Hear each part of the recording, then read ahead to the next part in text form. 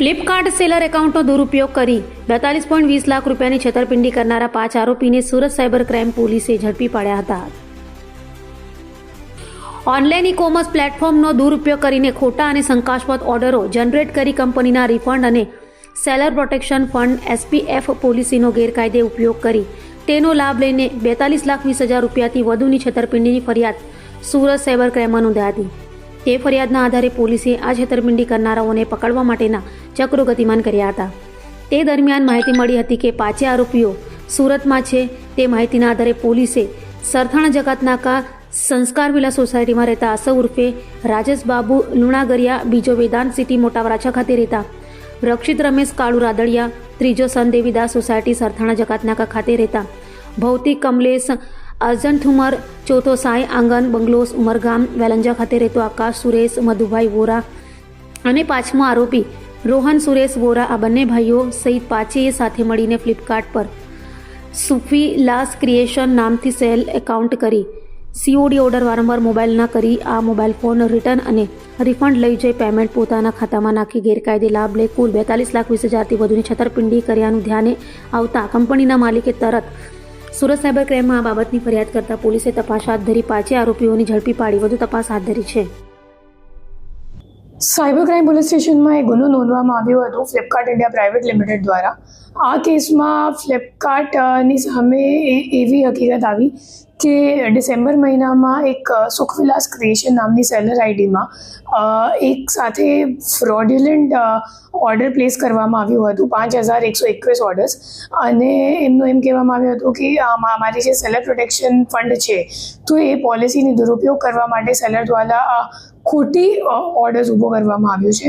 તો આ બાબતે આપણી જે NR પટેલ સાહેબની ટીમ છે એમની દ્વારા ડીપમાં ઇન્વેસ્ટિગેશન કરવામાં આવી અને આખું ટેકનિકલ વર્કઆઉટ કરીને ખબર પડી કે સેમ જ મતલબ એક જ કસ્ટમર આઈડી, IP એડ્રેસ અને એક જ મોબાઈલ નંબર દ્વારા અને એક જ ડિવાઇસથી તમામ ઓર્ડર્સ પ્લેસ કરવામાં આવી હતી. અને છેલ્લા 9 દિવસમાં 5,121 ઓર્ડર પ્લેસ કરીને જે સેલર પ્રોટેક્શન ફંડની પોલિસી છે ફ્લિપકાર્ટની એનો દુરુપયોગ કરીને ફ્લિપકાર્ટ સાથે 42 લાખ રૂપિયાની છેતરપિંડી કરવામાં આવી છે. આ જે સેલર પ્રોટેક્શન પોલિસી છે ફ્લિપકાર્ટની, આમાં એવું છે કે એ લોકો જ્યારે આપણી રિટર્ન વિન્ડો, અગર તમે કોઈ કસ્ટમર ઓર્ડર પ્લેસ કરે તો એમની પાસે 7 દિવસનો રિટર્ન વિન્ડો હોય, પણ એ લોકો સેલરને 3 જ દિવસમાં પૈસો આપી દે છે. તો સેટલમેન્ટ કરવાની જે સાયકલ છે એ 3 દિવસની છે અને જે રિટર્નનો વિન્ડો છે એ 7 દિવસનો હોય.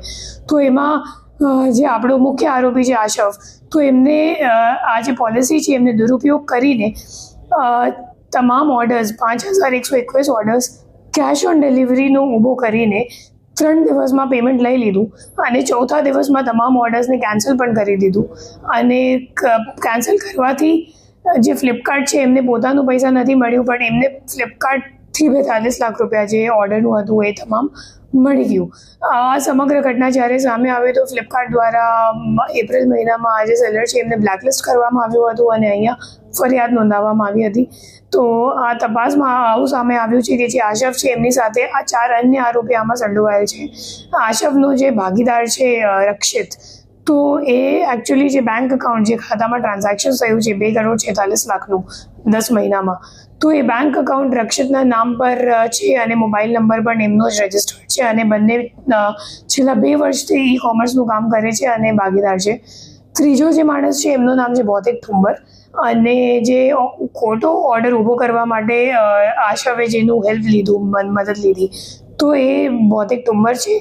ફિર ભૌતિક ઠુંબરનો જે ભાગીદાર હતું તો એમ આશીષ વોરા, તો આશીષ વોરા એ ટેલિગ્રામ મારફતે એક જામતારાનો અજાન્ય માણસ છે જે એકચ્યુઅલી ઓર્ડર ઊભો કરે છે, તો એમનું સંપર્ક કરાવ્યું અને આશરવે હદર ઓર્ડરનું 120 રૂપિયા જે જામતારાવાળો મુખ્ય આરોપી છે એમને પેમેન્ટ કરવાનું હતું, એમાંથી 30 રૂપિયા એ લોકો વચેટિયા તરીકે લઈ લીધા હતા.